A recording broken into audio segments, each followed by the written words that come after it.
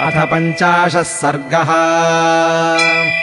ततः प्रागुत्तराम् गत्वा रामः सौमित्रिणा सह विश्वामित्रम् पुरस्कृत्य यज्ञवाटमुपागमत्। रामस्तु मुनिशार्दूलमुवाच सह लक्ष्मणः साध्वी यज्ञसमृद्धिर्हि जनकस्य महात्मनः बहूनीह सहस्राणि नानादेशनिवासिनाम् ब्राह्मणानाम् महाभागवेदाध्ययनशालिनाम् ऋषिवाटाश्च दृश्यन्ते शकटीशतसङ्कुलाः देशो विधीयताम् ब्रह्मन् यत्र वत्स्यामहे वयम्।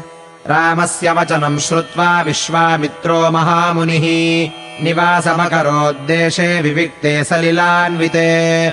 विश्वामित्रमनुप्राप्तम् श्रुत्वा नृपवरस्तदा शतानन्दम् पुरस्कृत्य पुरोहितमनिन्दितः।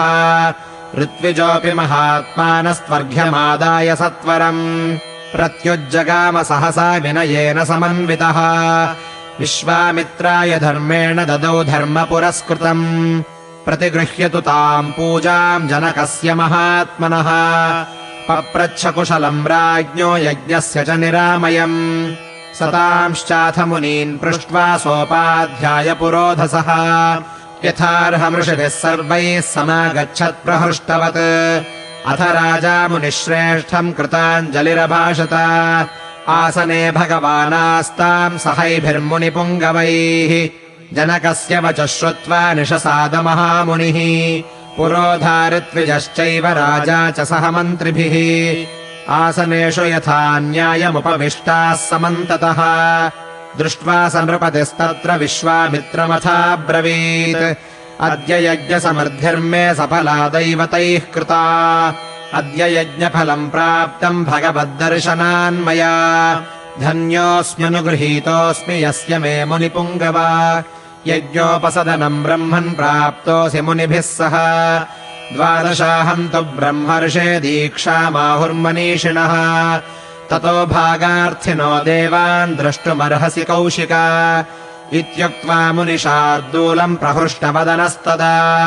पुनस्तम् परिपप्रच्छ प्राञ्जलिः प्रयतो नृपः इमौ कुमारो भद्रम् ते देवतुल्यपराक्रमौ गजतुल्यगती वीरौ शार्दूलवृषभोपमौ पद्मपत्रविशालाक्षौ खड्गतूणीधनुर्धरौ अश्विनाविव रूपेण समुपस्थितयौवनौ यदृच्छयेव गाम् प्राप्तौ देवलोकादिवामरौ। कथम् बध्यामिह प्राप्तौ किमर्थम् कस्य वा मुने परायुधधरौ वीरौ कस्य पुत्रौ महामुने भूषयन्ताविमम् देशम् चन्द्रसूर्याविवाम्बरम् परस्परस्य सदृशौ प्रमाणेऽङ्गितचेष्टितैः काकपक्षधरौ वीरौ श्रोतुमिच्छामि तत्त्वतः। तस्य तद्वचनम् श्रुत्वा जनकस्य महात्मनः न्यवेदयदमेयात्मा पुत्रौ दशरथस्य तौ सिद्धाश्रमनिवासम् च राक्षसानाम् वधम् तथा तत्रागमनमव्यग्रम् विशालायाश्च दर्शनम् अहल्यादर्शनम् चैव गौतमेन समागमम् महाधनुषि जिज्ञासाम् कर्तुमागमनम् तथा। एतत्सर्वम् महातेजा जनकाय महात्मने निवेद्य विररामाथ विश्वामित्रो महामुनिः। इत्यार्षे श्रीमद् रामायणे वाल्मीकीये आदिकाव्ये बालकाण्डे 50 सर्गः।